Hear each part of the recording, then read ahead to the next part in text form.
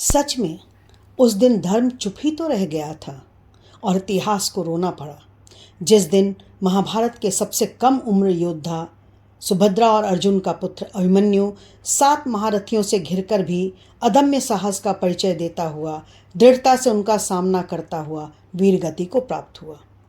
उसके बलिदान ने महाभारत के युद्ध को एक नया मोड़ दिया। 16 साल का किशोर अभिमन्यु महाभारत में चक्रव्यूह भेदने का एक योद्धा की तरह निर्णय करता है और यह जानते हुए कि वह सिर्फ चक्रव्यूह को भेदना जानता है, उससे बाहर निकलना नहीं। यह युद्ध उसके लिए आत्मघाती होगा, फिर भी वह वीरता से लड़ा। उसके साथ अधर्म की लड़ाई लड़ी गई, लेकिन वह पीछे नहीं हटा। दृढ़ता से सामना करते हुए वीर गति को प्राप्त हुआ।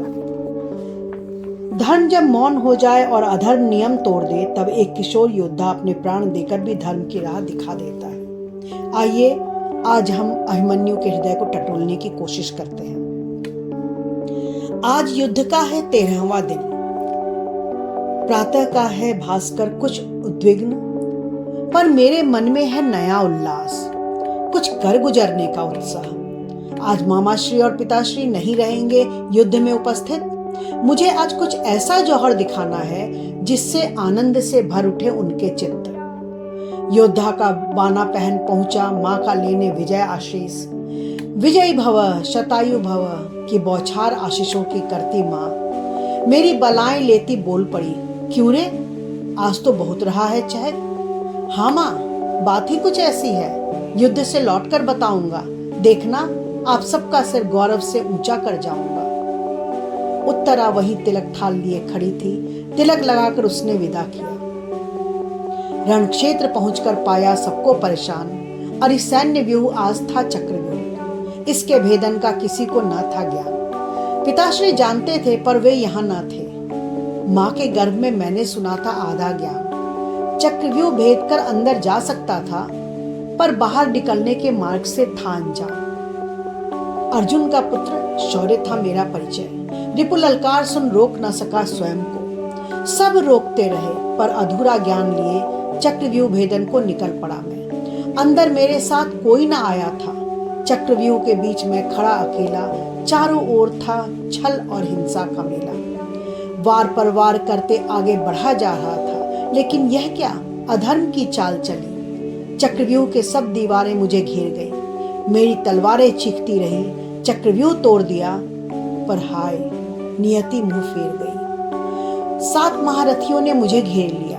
मैं किशोर योद्धा, कहाँ वे महारथी। रथ टूटा, निहत्था हो गया, पर मैं डटकर लड़ा अंतिम सांस तक। इस छल की लड़ाई में धर्म भी पीछे रह गया। मेरे सपने, मेरे विचार सब रण बीच टूट गए। माँ के आंचल के सपने रणभूमि में छूट गए। पुत्र, तुमने वीरता से धर्म की राह दिखाई है। इतिहास युगों तक तुम्हारी वीरता याद रखेगा। तेरा बलिदान अमर है, तेरा संघर्ष जीवन का उत्तर है। अंतिम क्षणों में महारथी कर्ण के ये शब्द आज भी कानों में गूंजते हैं और मेरी वीर गति को सार्थक करते हैं। फिर भी कुछ प्रश्न अनुत्तरित ही रह जाते हैं। क्या यही धर्म का खेल है, जहां छल ही साथ है, जहां सत्य का राही हार का पात्र है? क्या मेरा अधूरा ज्ञान तोड़ गया मेरा विश्वास? अभिमन्यु का तो अधूरा रह गया स्वप्न। मेरी वेदना तो स्वयं में है एक शाश्वत प्रश्न। श्रोताओं, यह एक युद्ध की कथा नहीं है। यह अधूरे ज्ञान, अधूरे स्वप्न और पूर्ण बलिदान की कहानी है। धर्म जब मौन हो जाए और अधर्म नियम तोड़ दे, तब एक किशोर योद्धा अपने प्राण देकर भी धर्म की राह दिखा देता है। प्रिय श्रोताओं, आशा है आपको यह कविता पसंद आई होगी। अभ्युदय के माध्यम से महाभारत के पात्रों की अनकही व्यथा कहने की कोशिश मैंने की है और यह सिलसिला जारी रहेगा। मैंने ये सारी कविताएं अपनी पुस्तक कुरुक्षेत्र की गूंज से ली है। उसका लिंक मैं दे रही हूँ। आप चाहें तो इन कविताओं को उसमें भी पढ़ सकते हैं। धन्यवाद।